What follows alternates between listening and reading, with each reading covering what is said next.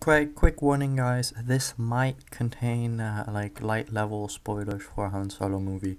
So if you want to go completely spoiler free, then don't watch this video. Hello everybody and welcome back to another video. Now the sets for Star Wars Han Solo were just revealed, so I decided, hey, why don't we do a little breakdown, because there's a bunch of new characters and new vehicles and some interesting things that I definitely want to take a look at. Let's get started. Now first up we have a little battle pack, namely 75207 Imperial Patrol Battle Pack. Now this is a very nice little battle pack. We got a new type of speeder, and this appears to be a very heavily armed speeder. Unlike the speeder from Endor, it doesn't just have its two front lasers.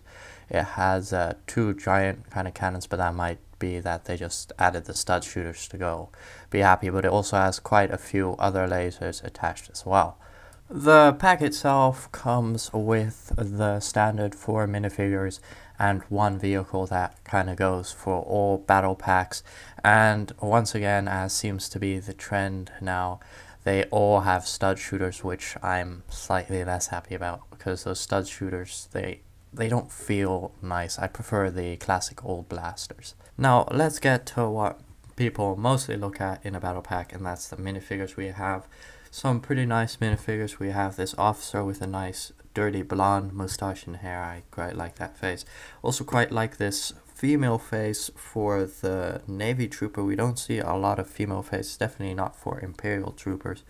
And this is quite interesting because it lets you make it seem like your troopers are not just all clones of each other, which looks kind of weird.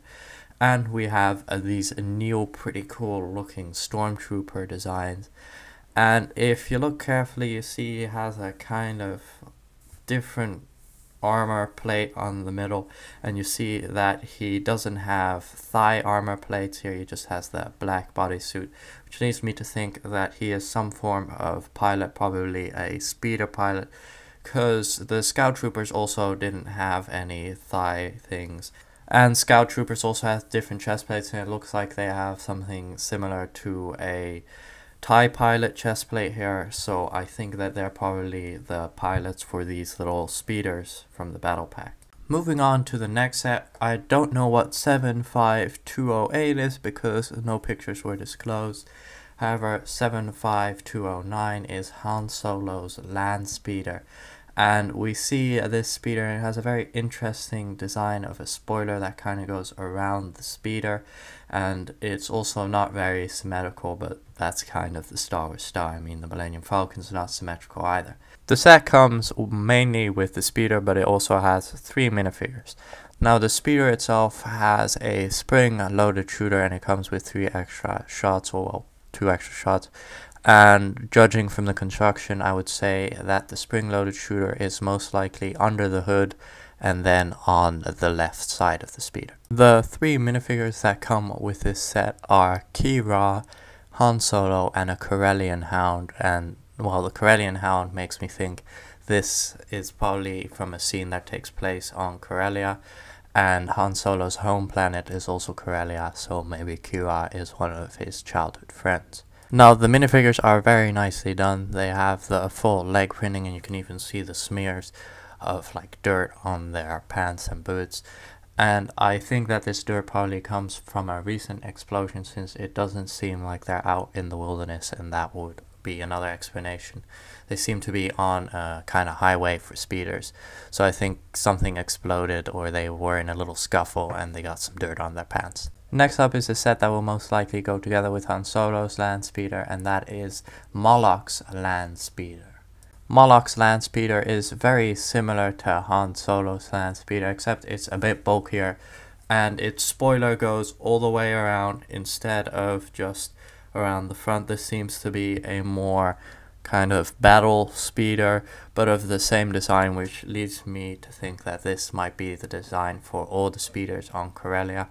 And you can see it has a heavy cannon in the nose, and it has a more armored design. Even the seat has some like defensive bars, and the engines are a bit bulkier as well, so this is definitely a more battle ready speeder than Han Solo's sleek land speeder. The set comes with 4 minifigures, the land speeder itself, some extra bullets for the little shooty thing, and also a small little thing that's probably for the hounds. It has some bones in it and a little, could be a drinking or a feed basket, and it's probably for the pen of the hounds. The minifigures with this set are Moloch, Rebold, and 2 Corellian hounds.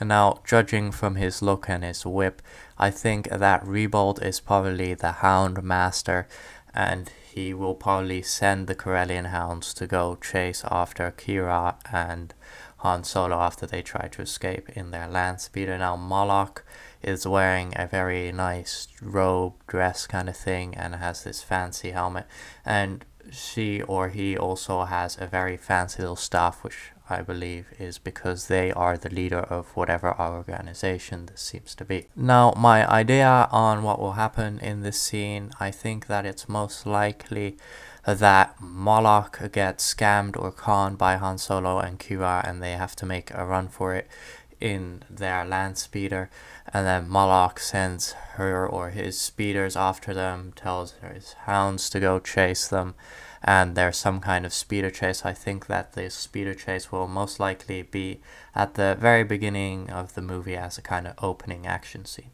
Now our fourth set is 75211 Imperial TIE Fighter. Now this is just your standard run-of-the-mill Imperial TIE Fighter, however the design does seem to have been updated and kind of revamped from previous versions. Now the TIE Fighter itself is nothing special, very similar to all the other versions. This is slightly revamped, maybe there's a bit more detail, some improvements on the structural integrity, and of course added spring-loaded shooters. Now one thing I never do understand is why LEGO always uses red spring-loaded shooters for TIE Fighters, while TIE Fighters very obviously always have green lasers. Even on the promotion package for this set it has green lasers, but the little cannon thingies are still red. Now apart from that, this set is also big enough that you get one of those little orange piece remover thingies. They're pretty nice, but I already have like 5 of them, so I don't really need another. And the minifigures are probably the highlight of this set because they are some very unique and interesting minifigures. Now let's start with the most basic one, and that is the Imperial Pilot. This is just your standard Imperial Pilot.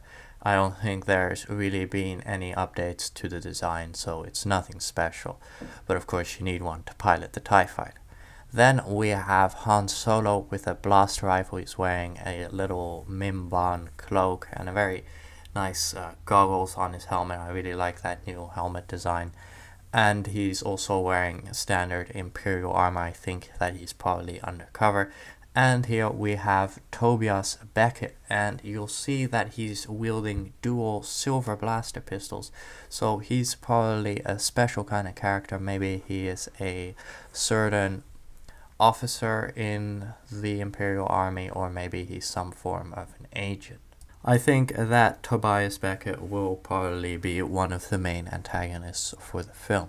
Now finally, and what I probably think is the coolest of these figures, the Mimban Stormtrooper. Now this is a Stormtrooper who, instead of his standard white armor, he has gray armor, and he also has this mottled grayish and kind of light brown camo over his armor, which is a very cool little pattern, and he has a cloak. Now the reason that most of these fellas are a bit dirty on their armor, I think that is because I searched up on Wikipedia, and Mimban is a rather overgrown planet, so I think some of the dirt scraped off on their armor. And for the storyline behind this set, I think that Han Solo infiltrates the Imperial base to try and steal something. I mean, he is a smuggler after all. And then Tobias Beckett's like, hey, wait up, what are you doing there? And then he might have to escape in the TIE Fighter. Now, the final set we'll be looking at today is probably my favorite, and that is the Kessel Run Millennium Falcon 75212. Now, this isn't yet another Millennium Falcon like the UCS Millennium Falcon, Force Awakens Millennium Falcon, the original trilogy Millennium Falcon. We've been getting a lot of Millennium Falcons, but this one is how the Millennium Falcon was in its original state. Apparently it has a lot smaller radar disc, its gun is a lot weaker, it's still painted nicely, and it also doesn't have the dual prongs that the new Millennium Falcon has. I think that the reason that this Millennium Falcon looks so different from the other Millennium Falcon is because here it is still in possession of Lando Calrissian, and now he first of all takes a lot better care of his ship. That's probably why it's still freshly painted. And also, when Han Solo gained ownership of the Millennium Falcon, he did a lot of little tweaks and modifications. He upgraded the guns, he made it faster, better, and, well, a little bit more roughed up. He was more about the practical than how it looks. That's partly why it looks a little different from the Millennium Falcon we all know and love. Now we move on to the figures, and we have Kira again, as like in Han Solo's Landspeeder, and we also have Han Solo again. For this time they're wearing slightly different outfits. And we have a new mold for Chewbacca where he's wearing some kind of dual bandolier. But Lego, I don't know what you did to him, but his head is all messed up. He also no longer has his bowcaster that he normally uses. He has a normal blaster rifle.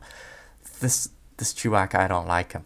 I mean, his head, it doesn't look like Chewbacca. It looks like he's mentally retarded or something. And yeah, I preferred the old design. Anyway, moving on, we also have Lando Calrissian, and he's in his little flashy outfit. This is also a younger version of Lando with a bit more sideburns and a little more flamboyant outfit. He does have his blue cape, a slightly different design, and he also has a very nice silver blaster, enjoying the finer things in life. Now there are 7 total figures in this set, so we still have 3 more to go. And starting off we have Quay Tolsight. Now, judging from his little helmet and his breathing tubes and his face mask thing, I'm pretty sure that Quay is actually a pike. Now, the pike was an alien species, and they had a big crime syndicate called the Pike Syndicate. Now, the Pike Syndicate, we saw them for a short while during the Clone Wars, and they are specialists in dealing spice, which is kind of like drugs in Star Wars. Now, one of the main places spice comes from is Kessel, so it would make sense that there are some pikes hanging out at Kessel. Another way we can be pretty sure that this is Kessel is because we have here the Kessel Operations Droid. Now this appears to be some sort of red protocol droid, but instead of the standard protocol droid head like C-3PO, it has one single interface with a single eye, so maybe it's kind of a slightly modified version of a protocol droid. Now, finally, we have one more very interesting droid. Now, I can't read its name, and I couldn't find any images where it wasn't cropped, but we have some sort of an astromech, and I think he is called RB something, but I can't be completely sure. And instead of having the side wheels like most astromechs, this astromech has 2 little legs, so he walks like a protocol droid, which I think is pretty interesting, and also very interesting little leg pieces here, which will be fun to make quite a lot of different kinds of robots and droids stuff with. Well guys, that was it for today. I hope that you learned a little bit about the Han Solo movie from my speculations and deductions. And please do leave down in the comments what was your favorite minifigure, what was your favorite set, and what did you think of the sets and minifigures overall. Now hopefully Lego won't take this down like they did last time I made a Lego news video. So if this suddenly disappears, I guess you'll know why.